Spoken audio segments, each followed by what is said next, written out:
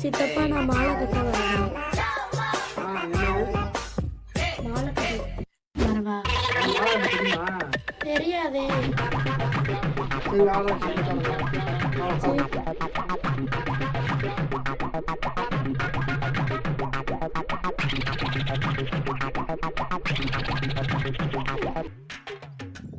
நீ ஸ்கூலுக்கு போலையால?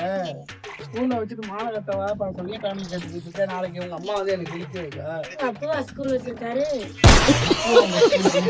அப்போ போய் கட்டு. என் வாழ்க்கையில எங்க பரம்பரை தெரிஞ்சதெல்லாம் பிரின்சிபால் மட்டுமே. பிரின்சிபால்லாம் தெரியாது இப்ப. கிழமை தெரியாம வாழ்ந்துகிட்டு இருக்கல. சரி இப்ப மாலை கட்டுறா. சரி எதுக்கு கட்ட வந்த?